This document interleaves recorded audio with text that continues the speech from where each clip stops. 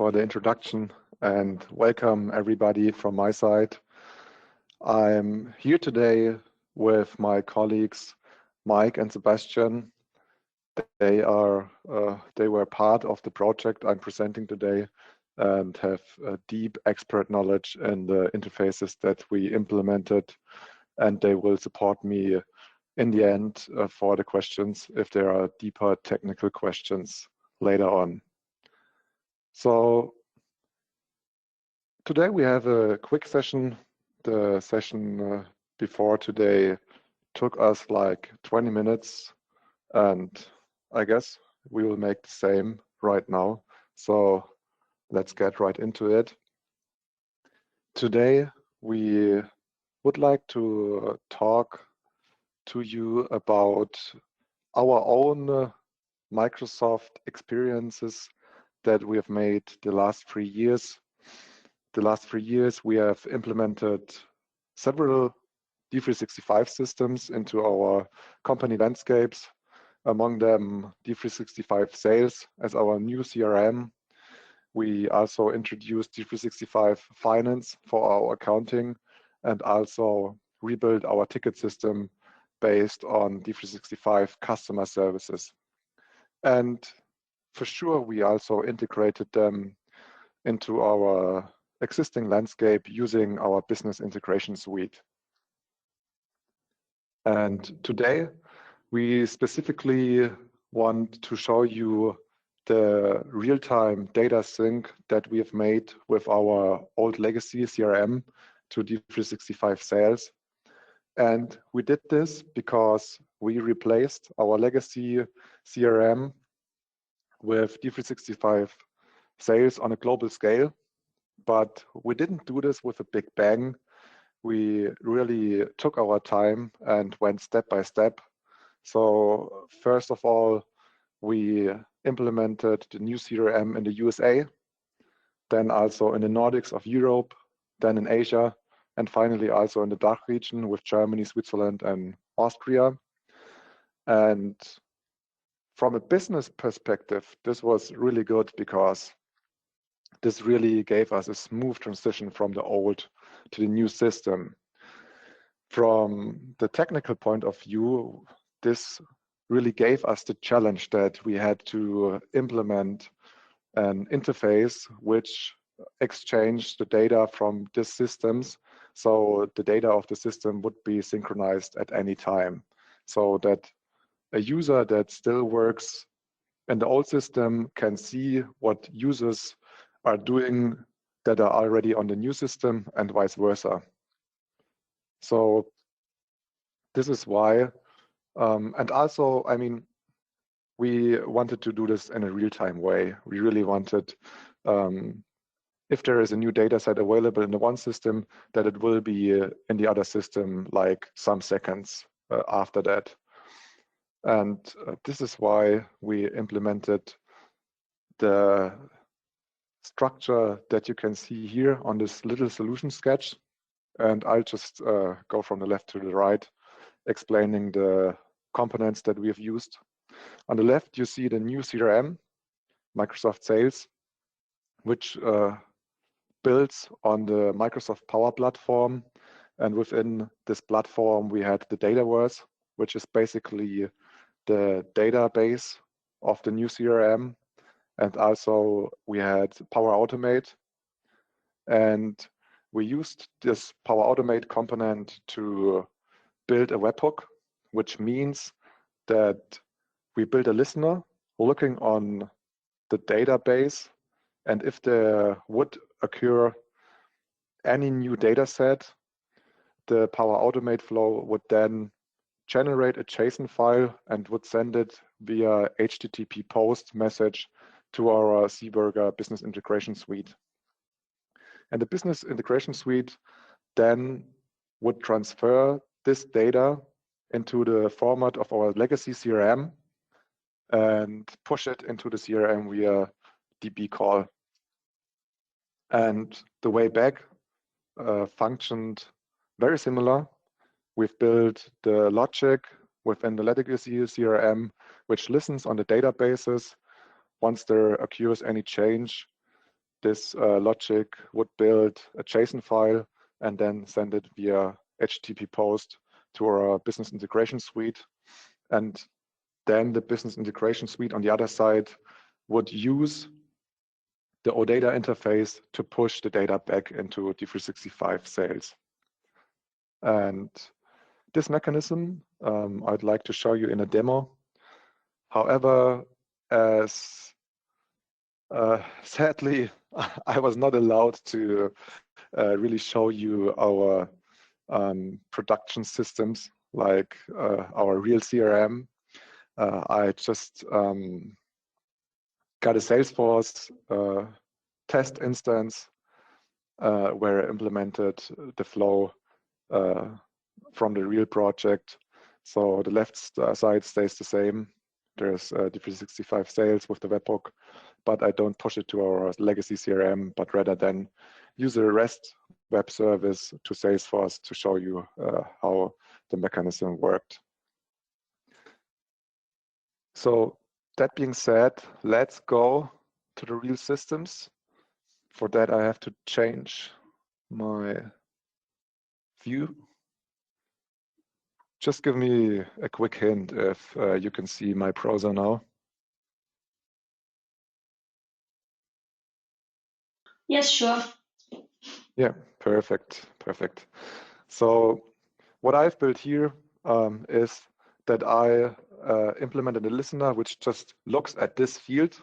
And if I change this field to send to Salesforce, you see here, I just put in this data set and our data was just a little opportunity with the basic fields that you need for this.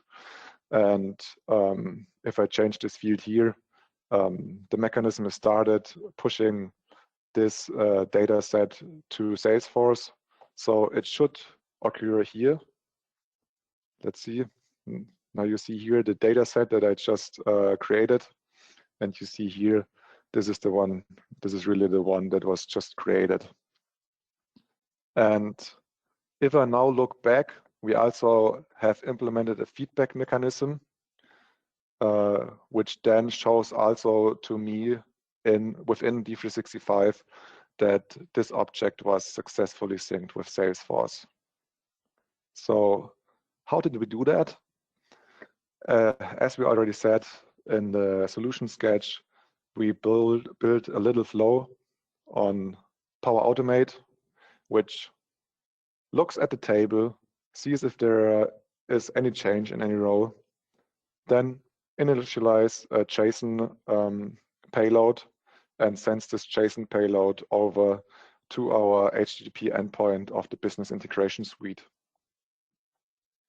Within the Business Integration Suite then, of course, we first configured the HTTP listener, which listens if there are any new messages. Once the message is there, we first of all extracted the ID of this specific object so that we can also go the way back and make the status update of this object. Then we used our mapping tool to convert the data from D365 format into a Salesforce format. And of course, also we did things like reference table lookups. So for example, that the users of D365 and the users of the CRM are synced through this reference table. In this specific case, I had the little challenge that in D365, the stages of the opportunity are named like 1, 2, 3, 4. And in Salesforce, they are named as their actual name, like prospecting, qualification, quoting, and closed or won. So I had to build also a little reference table for this demo within the mapping. So after the data is transferred to the Salesforce format, we then used our Salesforce operation to push the data into Salesforce. And once this operation gives back 201, which basically means that the object was created successfully in Salesforce, We then going the way back, changing the status of our status field, and using the OData interface to then, as you have seen, really give back the feedback that the object was synchronized successfully. So this was the little demo about the mechanism and the techniques that we have used. If there are any questions about that, just write them into the chat field that you have, and we can answer them in a few minutes.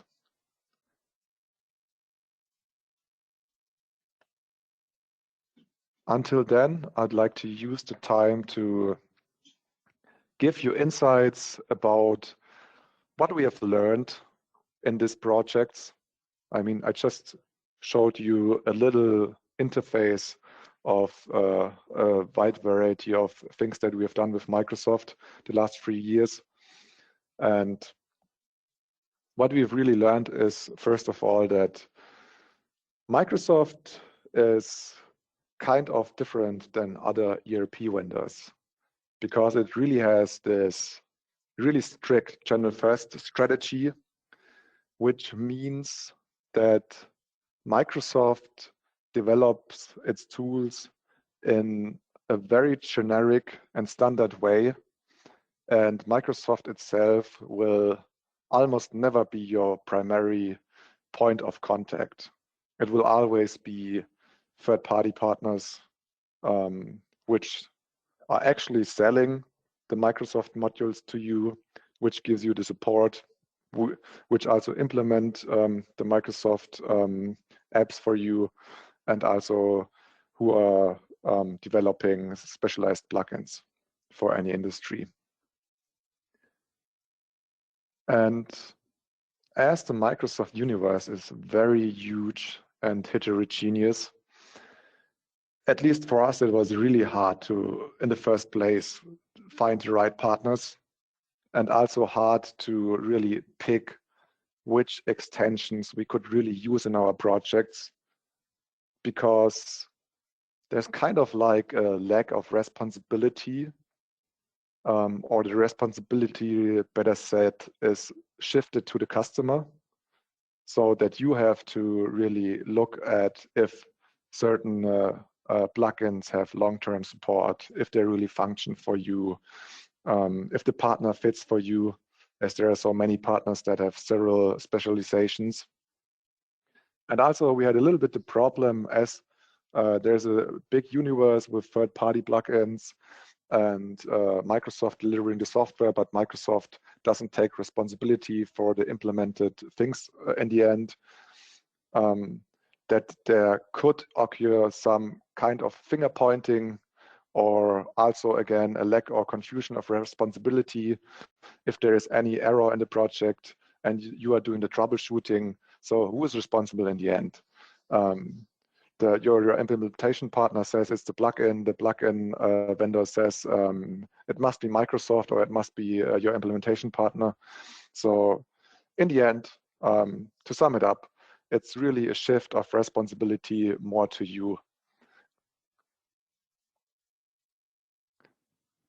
The second learning that we have had was also a Microsoft typical thing, I would say, the OData interface, which is actually really cool, because Microsoft developed a huge general standard interface which enables you to do whatever you like in the end.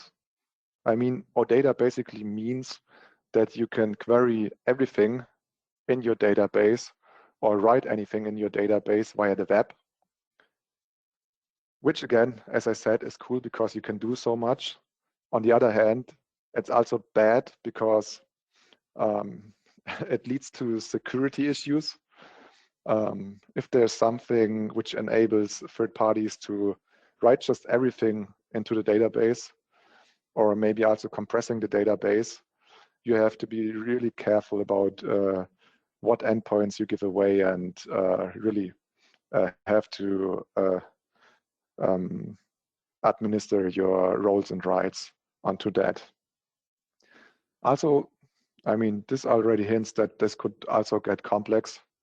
It doesn't only get complex with roles and rights management, it also gets complex for specific use cases, as you then have to build several queries, querying the data that you actually need. And also, as this is very general, we found out that there could also occur performance issues. For example, let's say it depends on your license model, but if you want to transfer more than 1,000 data sets per hour, it could be that Microsoft throttles your interface, as Microsoft is the operator of the OData interface, and they also need to keep their traffic within ranges they can control in the end.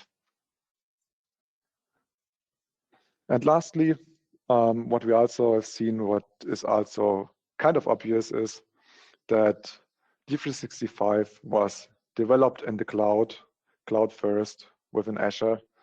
And of course, Microsoft used this chance to cut off old habits and introducing only modern web standards to it.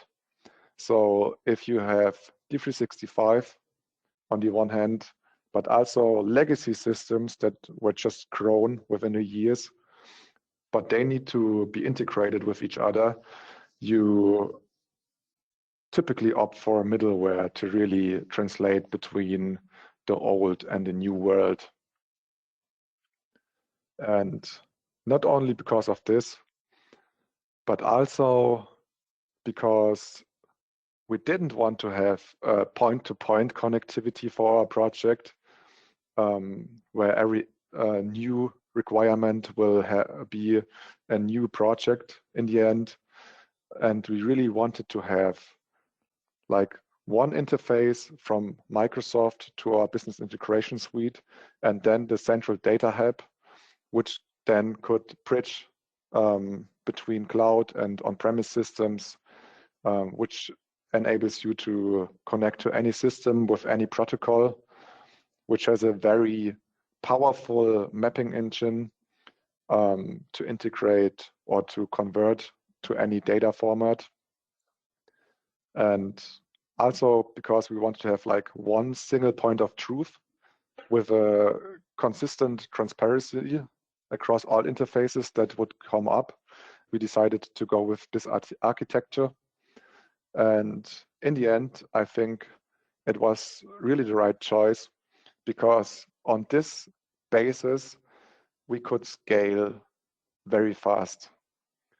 For example, we did the interface to our legacy system first, but then another requirement occurred that our marketing team is using Marketo for marketing automation.